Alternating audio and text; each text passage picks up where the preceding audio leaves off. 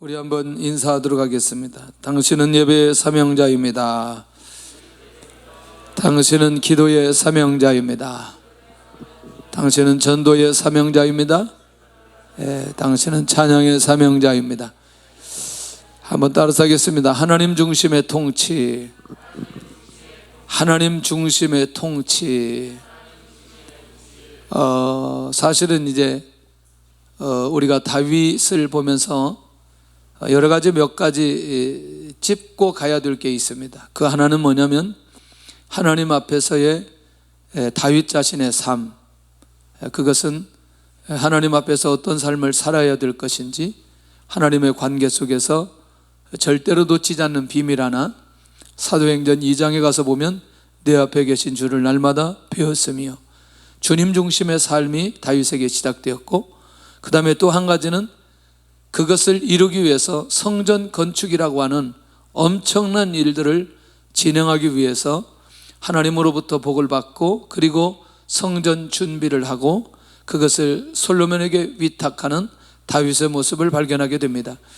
레위 족속 레위 가문을 불러서 성전 안에 어떻게 하면 성전을 잘 지키며 또 하나님의 관계를 유지할 수 있는 이 일을 감당할 수 있는지, 이 부분을 세우고, 그 다음에 또 나아가서는 뭐냐면 찬양대, 영적 군사를 세우고, 그 다음에 이 다윗이 조금 더 지나가서 이제 행정 조직을 하게 되는 것을 보게 됩니다. 다윗이 행정 조직을 하지만 사실은 이 하나님의 통치가 이스라엘 민족 전체에 나타나도록 하기 위한 하나님의 계획과 뜻이 이 안에 있는 것을 보게 됩니다. 우리가 그런 면에서 이 하나님의 통치를 위해서 다윗이 하는 것은 뭐냐면 사람을 세우는 겁니다.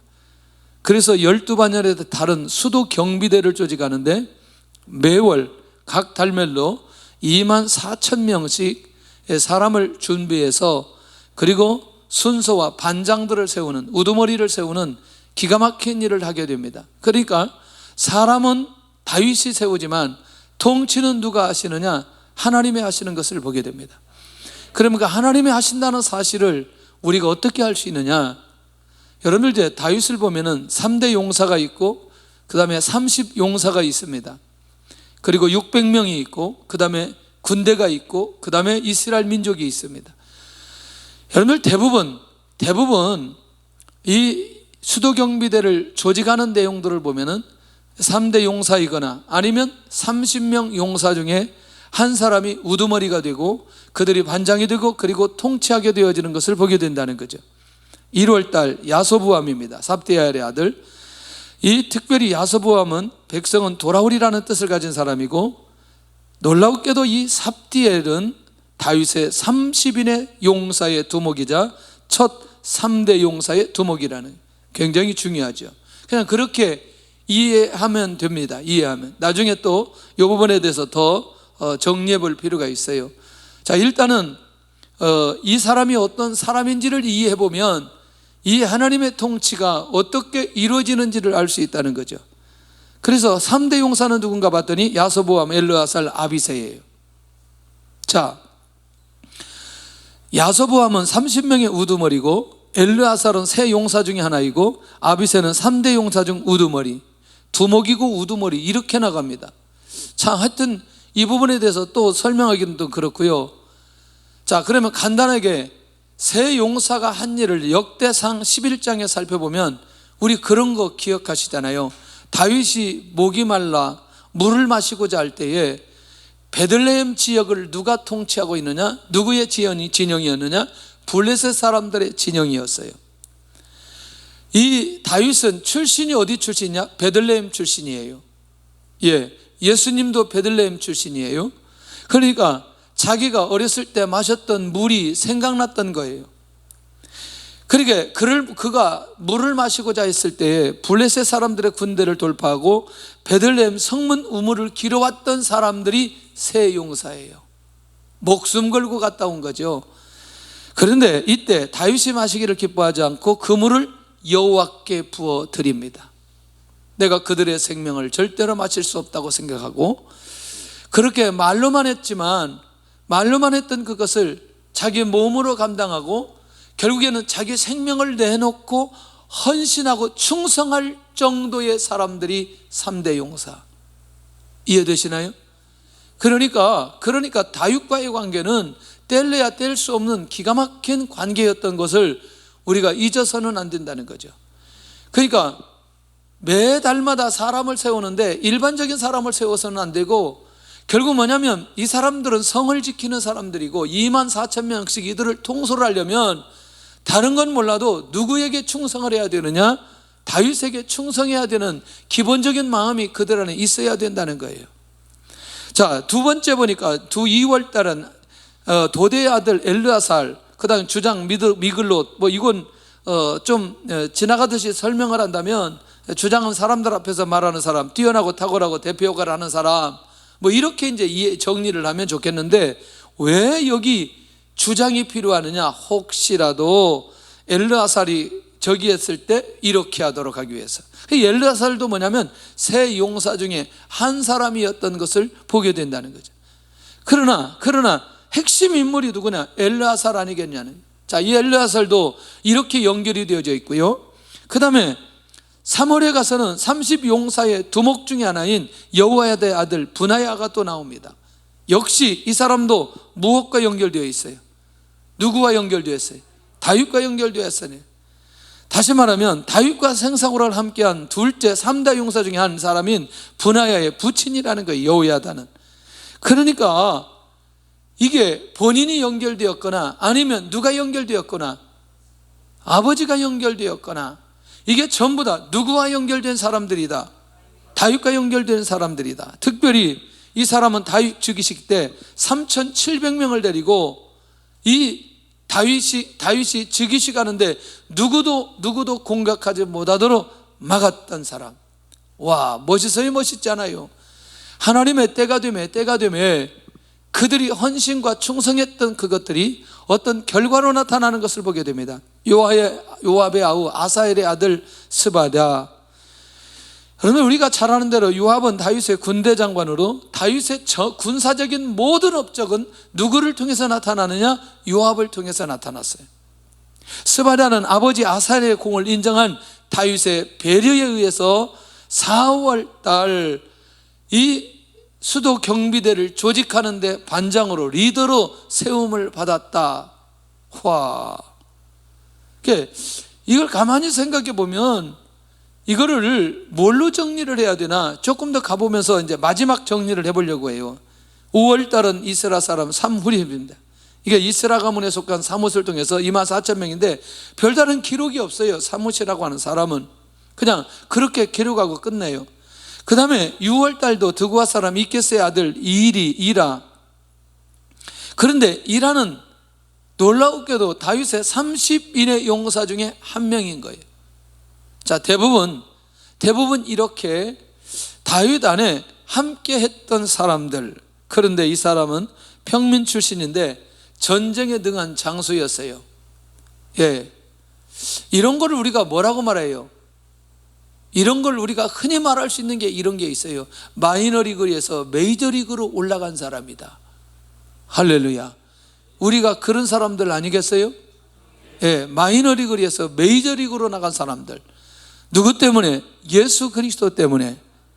이 놀라운 은혜가 지금 오늘 이 수도경비대 반장들을 통해서 우리가 확인할 수 있는 거예요. 아, 이렇게 갈 수 있구나. 이렇게 가면 하나님 앞에 역사적인 인물이 되고 하나님 중시에 통치하는데 거기 쓰임받을 수 있겠구나. 특별히 7월 달은 에브라임 자손 발론 사람 헬레스입니다. 헬레스. 힘이란 이름을 뜻이 가진 인물로 다윗의 30인 용사 중에 한 사람이란. 오, 힘이란 이름을 뜻. 이제 계속 우리가 그 이름에 대한 얘기를 오늘 계속 할 거거든요. 자, 그는 힘이 센 용맹한 장수였던 것으로 기록하고 있습니다. 그러면 여러분들 30인에 들어갔던 사람들은 보편적으로 한 가지 공통점이 있어요. 뭐예요? 30인에 들어갔던 사람들은 공통점, 전쟁을 잘하는 거죠. 또 공통점이 있어요. 공통점 뭐예요? 누구에게 충성하는 거예요? 다윗에게 충성하는 거예요. 할렐루야. 예. 그 다음에 세 번째 뭐예요? 공동체를 세우는 일에 자기를 헌신하는 사람들이에요. 맞아요? 네 번째, 이들은 남다른 리더십이 있는 거예요. 그러니까 그 리더십은 뭐냐면 내가 전쟁을 하는데 내가 생명 걸고 목숨 걸고 하면 되는 거예요. 그러니까 이 30명 안에 들어간다는 게 이게 보통 쉬운 건 아니란 말이에요. 24,000명을 이끌어갈 수 있는 리더를 세우는데 그 리더가 되었다, 그것만 해도 놀라운 거 아니겠냐는 거예요. 이게 뭐 중요한 어떤 보직처럼 생각하는데 사실은 또다시 수고해야 되는 거예요. 누구를 지켜야 되는 거예요? 결과적으로 다윗을 지켜야 되는 거예요. 그러면 그렇게 다윗을 지키도록 그 수비대를 조직할 때, 경비대를 조직할 때 반장을 세웠다는 건 누구에게 인정받은 거예요? 다윗에게 인정받은 거죠. 할렐루야. 그러니 이 안에 굉장히 놀라운 비밀이 있는 거죠. 8월 달에는 세라 족속의 후사 사람 10북에는 다윗의 36년 중에 한 사람 뽑힌 사람, 역시 이 사람도 30용사 중에 한 사람이다. 특별히 게셀에서 블라셋 족속과 전쟁할 때 거인종 아들 삽을 죽인 용감한 사람이에요. 10북에. 할렐루야. 다 나름대로 전적들이 다 있어요. 전적들이 얼마나 멋있는지 몰라요. 이런저런 상황들을 다 보면 나름대로 그렇게 헌신하면서 충성했던 모습. 9월 달에는 뭐냐면 아나도 사람 아비에셀. 좀 들어보죠. 아비에셀은 나의 아버지는 도움이시다는 뜻입니다.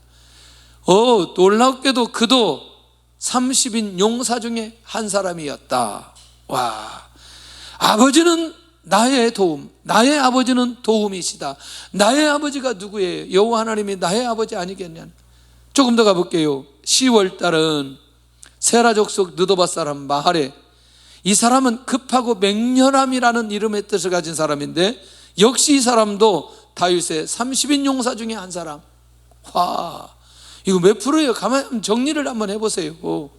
11월 달 에브라임 자손 비라돈 사람 브나야, 여호와께서 세우신다는 뜻을 가진 사람, 역시 이 사람도 30인 용사 중에 한 사람. 와, 계속 또 가볼까요?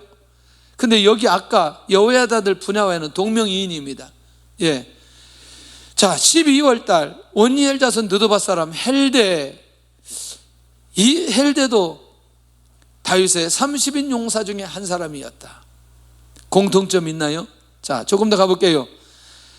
특별히 지휘관의 12바단에 들어간 사람은 첫째는 공동체 헌신하고 리더와 함께한 사람들이었다. 놀라우게도 하나님도 그들의 행적 족적을 잊지 않았지만 다윗도 그들의 이 족적을 잊지 않았다. 두 번째, 공동체를 세우고 공동체 충성을 다한 사람. 예. 그러니까 결국 뭐냐면 공동체 헌신했다는 건 공동체를 세우는데 이들에게 있어서 공동체는 뭐예요? 나라예요, 나라. 이스라엘이라는 나라. 예, 조금 더 큰 공동체죠, 사실은. 그리고 그 일을 위해서 충성하는 마음이 그들 안에 있었고, 그런데 누구와 함께 하는 거예요? 다윗과 함께 하는 거예요. 이게 비밀이라는 거죠. 그러니까 그것을 반드시 기억되어지는데 결국 우리가 놓치지 않아야 될 한 가지 있어요. 뭐냐면 공동체에 함께하고 하나님의 사람과 함께할 때에 반드시 그 사람은 하나님의 때 하나님께서 귀하게 세워주시고 역사해 주신다. 그건 누가 하시느냐? 하나님이 하신다는 거예요. 하나님. 그러니까 하나님 중심의 통치가 진행될 때에 하나님께서 그들이 그렇게 수고했던 그것들 다 잊지 않고 그들의 모습 하나하나를 기억하셨다는 사실을 알 수 있고요. 그리고 다윗이 그것을 놓치지 않는 거예요. 다윗이 그것을 놓치지 않는 거예요. 할렐루야. 가끔가다 여러분들 우리가 이 조폭 영화들 보면은요, 이 조폭 영화들도 보면은 이게 배신하지 않을 것 같은데 나중에 배신하지 않아요.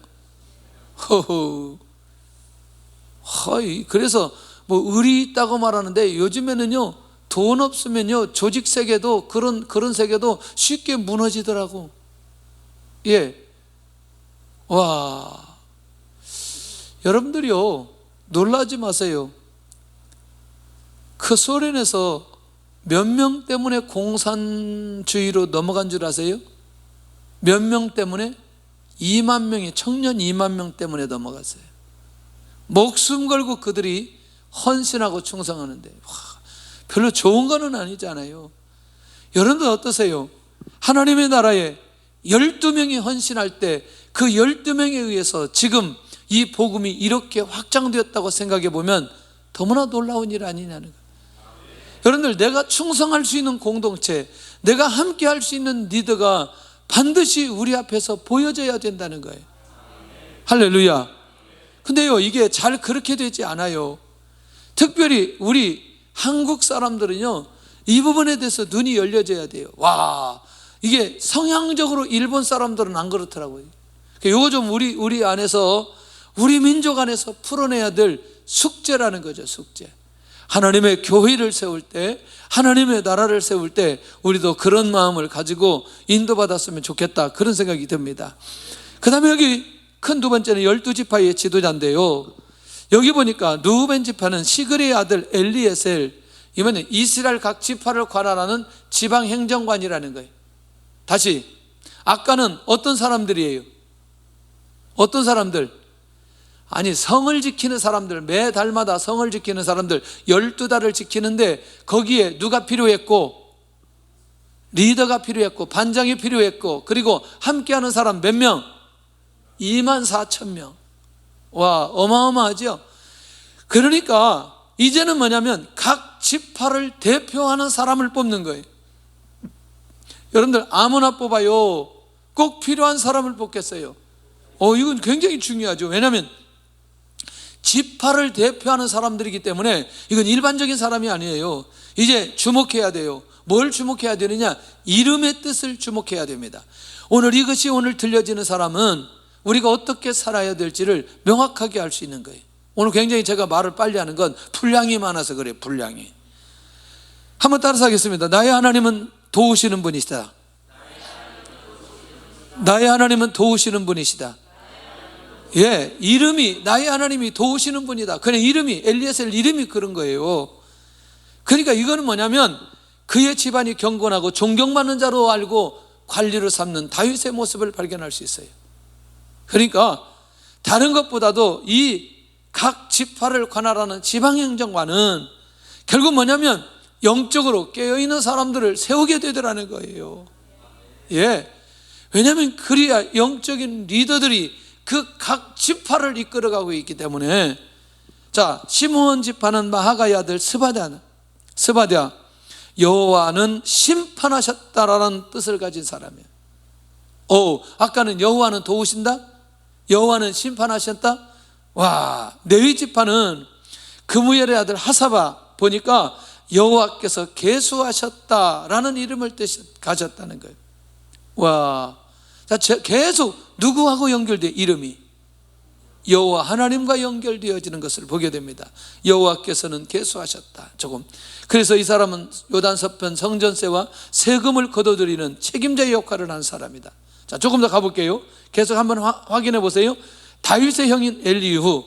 근데 이게 성경에 기록되지 않아요, 이 사람의 이름이.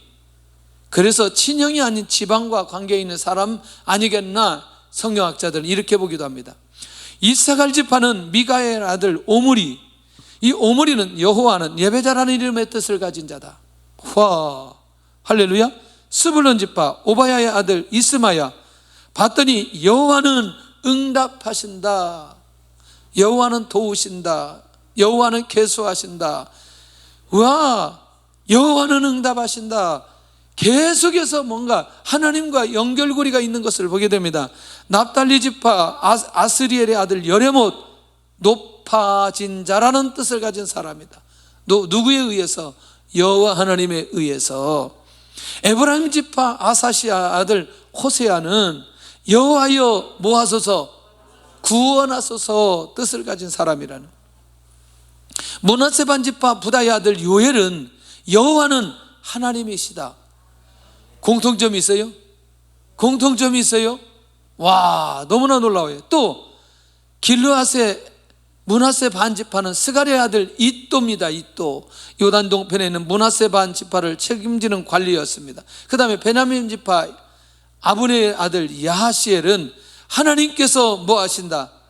행하신다.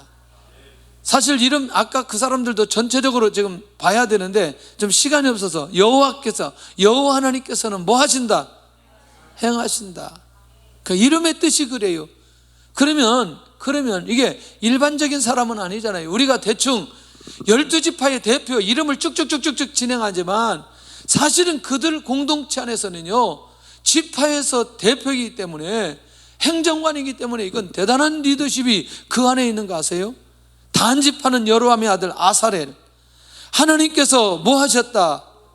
도우셨다 라는 이름의 뜻을 가진 사람들. 여러분들, 여기에 이제 굉장히 중요한 거 있어요. 자, 이제 지금부터 제가 질문을 던집니다. 이름은 누가 짓나요? 이름 누가 지어요? 자기가 날 때부터 이름 짓고 나왔나요? 누가 지어요? 부모님이 지어요. 다시 그 전에 제가 질문 던질게요. 다윗이 통치할 때에 무슨 난이라고 하는 게 일어난 적 있어요? 있어요, 없어요? 없어요. 솔로몬 시대에 하나님 앞에 우상 숭배하고 여로보암, 르호보암이 나눠져서 결국 북이스라엘, 남유다 이렇게 나눠지는 게 솔로몬 아들 때 이루어지는 거거든요. 근데 여러분들, 솔로몬이 통치하는 시대에 단 한 번도 백성들이 나눠진 적이 없어요. 왜? 누가 깨어 있으니? 다윗 왕이 깨어 있으니. 하나님께서 다윗의 통치 기간에 말할 수 없는 은혜를 계속해서 베풀어 주시는 것은 하나님 중심의 통치를 하기 위해 하나님 중심으로 깨어있는 사람들을 세워놨다는 거예요. 그런데 하나님 중심으로 깨어있는 사람들이 누구냐 봤더니 모두 다 그 부모들이 깨어있는 사람들이었다는 거예요. 그 깨어있는 사람들이었다는 사실을 뭘로 알 수 있느냐? 자녀들을 이름을 지을 때 모두 다 여호와 하나님과 연결시켜서 이름을 지었다라는 거예요. 이게 얼마나 중요한 일인지. 그러니까 이들이 각 지파의 행정관으로 세워졌다라고 하는 것만 생각하지 말고 결국 그들을 그렇게 세울 수 있도록, 그들의 이름값을 할 수 있도록 누가 그들에게 이름을 지어줬느냐? 부모님이 그렇게 이름을 지어줬다는 거예요.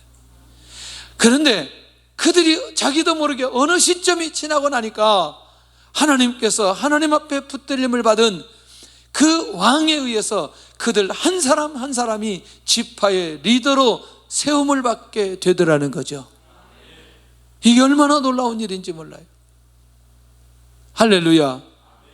전 하나님의 은혜가 이 안에 있다고 생각합니다. 두 가지더라고요. 전에는 100%다 그랬는데 요즘에는 제가 보니까 구분되어져요. 자, 그건 다 마찬가지입니다. 예를 들어서 목회하는 목회자나 또 성도들의 중직자들이나 두 가지 중에 하나예요. 하나님께서 확실하게 세워주시는 사람이나 아니면 하나님께서 세워주지 않은 사람, 둘 중에 하나, 중간지대는 없더라고요. 이 말 여러분들 꼭 기억하시길 바랍니다. 정상적으로 하나님 앞에 부르심을 받고 목회자는 모든 성도들이 하나님 중심으로 가는 사람들은 자녀들을 반드시 세워주시는 거예요. 그런데 목회자나 성도들이나 하나님 중심으로 살아가지 않고 공동체를 세우는 일에 깨어있지 않으면 이상하게도 결과를 보니까 그렇게 아름다운 결과는 아닌 거예요. 와, 어제도 그제 원주 서문학교에 임직식에서 갔는데 아들들이 있는데 아들들이 나와가지고 연주를 하더라고요. 연주를 하는데 이게 이 아들들이 뭐 이렇게 저렇게 얘기를 들었는데 외국 기업에서 스카우트에 갔는데 이게 어렸을 때부터 교회를 세우는 일에 얼마나 그렇게 순종하면서 그랬는데 얼굴에 쓰여 있어요. 얼굴 보니까 쓰여 있어요. 그래서 제가 그렇지, 하나님께서 세워주실 만하지, 하나님께서 세워주실 만하지. 그런 사람들을 종종 얘기를 들을 때마다 그렇지, 하나님 앞에 깨어있고 하나님 앞에 헌신하면 하나님께서 지키시고 인도하시지. 할렐루야. 우리 학교 다닐 때 교수님 한 분이 그 집안이 아버지가 목사님이셨어요. 아버지가 목사님인데 아들이 5인데 아들 5이 목사님인 거예요. 그 중에 한 분도 여기 안양에 여기 늘사랑교회 목사님이에요. 또 목회들을 다 또 잘해요. 교수 목회자들. 와, 너무나 놀랍지 않아요? 저는 잘 몰랐어요. 그 목사님을. 제가 지난번에 그 대전에 그 선교대회 할 때 갔는데 둘째 날인가 셋째 날인가 그 이찬수 목사님이 강사로 나왔어요. 강사로 나왔는데 진짜 어려운 얘기를 하더라고요. 어려운 얘기를. 그 어려운 얘기가 뭐냐면 아버지가 목사님인데 이 말을 더듬어 가지고 설교를 한번 하려면 그렇게 기도를 많이 하고 나와야 덜 떠듬거린다. 그러니까 그 어머니가 기도하는 게 뭐냐면 자기 남편 더듬지 않고 설교하는 게 기도의 제목이었다는 거예요. 그 어려운 시골 교회에서. 그런데 그러는 가운데 또 금식 기도를 또 하고 또 금식 기도를 하다가 매우 어렵게 되어진 이 상황 얘기를 쫙 하는데 와, 그렇게 하다가 그냥 자기 부모님은 그렇게 별 응답 없이 그냥 그렇게 갔다는. 그날 굉장히 많이들 울었어요. 그러면서 그 결과의 모습이 자기라고 표현을 안 하지만 그 얘기들을 쭉 풀어나가는데 정말 얼마나 감동이 되는지. 우리는 결과적으로 어떤 사람이 어떤 응답을 받고 어떤 역사가 일어나고 누구는 어느 지파의 행정관이 되었어, 이런 결과만 듣고 그렇지, 걔는 출세했네, 이렇게 바라보지만 궁극적으로 하나님 앞에서 우리가 어떤 모습으로 어떻게 깨어 있어야 그 자녀가 하나님께서 어떻게 세움을 받고 인도받는지에 대한 것은 결과적인 문제라는 거예요. 그건 결과라는 거예요. 결과. 그 원인이 어떻게 출발되었는지를 알아야 될 필요가 있다는 거예요. 저는 이 수도 경비대 이 통치를 조직하는 이 12달 리더들과 그 다음에 12지파의 행정관을 뽑는 내용들이 어찌 하나같이 다윗과 함께 충성하고 공동체를 세웠던 사람이고 한결같이 그의 이름들이 여호와 하나님과 연결된 사람들이 그렇게 리더로 뽑혔냐는 거죠. 다윗은 다른 게 필요하지 않았어요. 하나님의 통치가 이 땅에 이루어지기를 원하는 마음이 다윗의 마음이었어요. 그러니까 하나님 중심으로 살아갈 수 있는 사람들을 다윗은 본 거예요.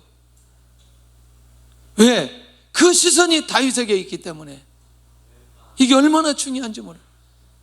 그러니까 한 사람 한 사람 세우는데 하나님과의 관계 속에서 영적으로 깨어있는 사람을 세울 수밖에 없었다는 거예요. 세상이 아무리 약하고 아무리 코로나 때문에 힘들어도 하나님께서 세울 사람은 다 세우신다는 거예요. 응답하실 사람은 다 응답해 주신다는 거예요. 절대로 우리가 이때 위축되거나 고민해야 될 이유가 없는 거예요. 오히려 하나님의 뜻 안에 여호와의 하나님의 말씀 안에서 깨어있고 하나님 중심으로 하나님의 나라와 공동체를 세우고자 하는 마음이 내 안에 있을 때에 우리가 알지 못하는 그 시간에 하나님께서는 사람을 세워가시는, 얼마나 놀라운 비밀인지. 아침에도 제가 이 말씀을 묵상하면서 아침에 그 기도하는 시간에 계속 그런 기도만 하는 거예요. 하나님, 제가 하나님 앞에 어떤 모습으로 서 있나요? 나는 어떤 것을 물려줘야 되고 어떻게 깨어 있어야 되나요? 지극히 작은 것 하나도 그냥 지나가지 아니하시는 하나님,